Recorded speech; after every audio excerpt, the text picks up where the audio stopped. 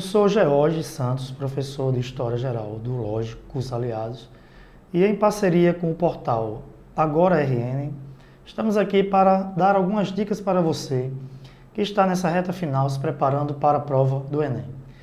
Meu querido estudante, muito cuidado com o tema cidadania, importantíssimo cidadania. A prova do Enem, todos os anos, valoriza bastante essa temática. E por que isso é importante? Porque ao chegar dentro da universidade, você tem que se compreender como um sujeito histórico e enquanto cidadão. E passar a lutar em prol de direitos e, naturalmente, a manutenção de conquistas que a humanidade, ao longo de vários anos, vem lutando, vem nessa labuta para consolidar essas conquistas. Onde é que começa a ideia de cidadania? Desde a Grécia Antiga, há alguns anos atrás, que nós temos o preceito da ideia de cidadão. Os gregos foram os primeiros povos a separar política de religião. E com isso, eles começaram a, na base de um debate, levar a sociedade para um aspecto relacionado ao que nós chamamos de democratia ou democracia. O que hoje nós chamamos de governo do povo, feito pelo povo e para o povo, começa oficialmente na Grécia. Embora os gregos tivessem um ideal de democracia relativamente limitado dentro de uma comparação com o que nós chamamos de democracia na atualidade.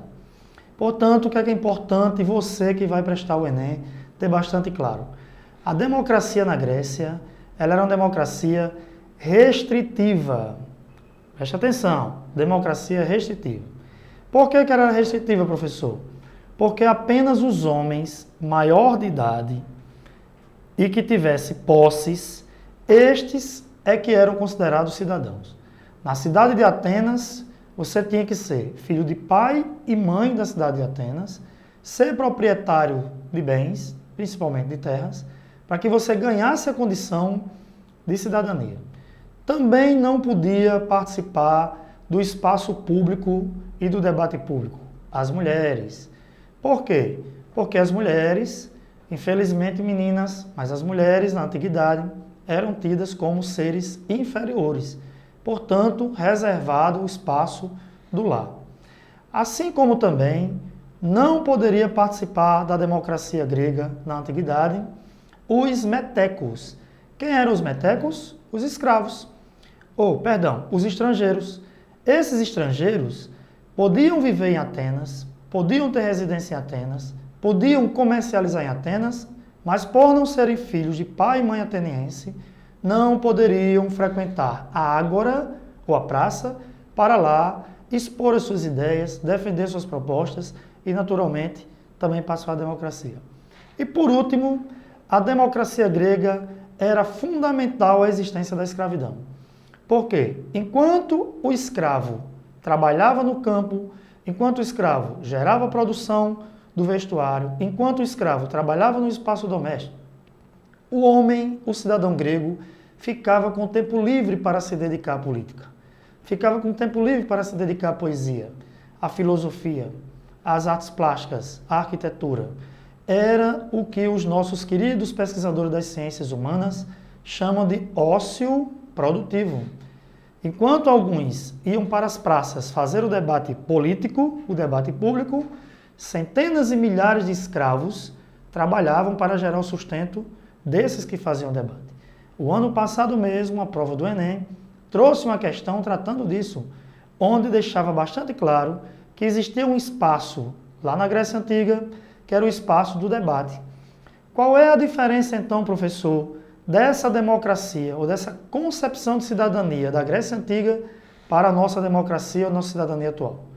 Nossa democracia atual ela é irrestrita, com exceção de alguns indivíduos que, por critério ou de ser estrangeiro ou de ser menor de idade, o normal é que a nossa democracia ela é ampla.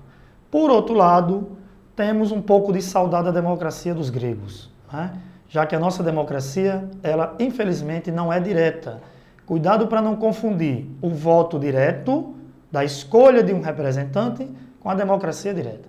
Na democracia representativa, que é a nossa democracia, nós vamos a cada 2 anos para as urnas e escolhemos representantes que deveriam representar nossos interesses coletivos, junto às instituições públicas do Legislativo e também do Executivo.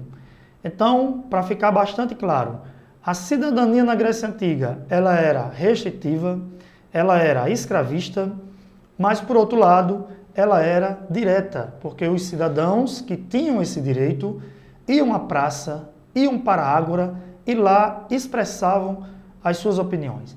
A democracia atual, a democracia contemporânea, a cidadania contemporânea, ela é ampla, ela não precede do preceito da escravidão, isso é totalmente absurdo, por isso que muitas vezes quando vocês veem um texto tratando da cidadania antiga ou da democracia antiga e vê a expressão escravidão, muitos de vocês acham estranho. Como é que pode ser democrático se tem escravo?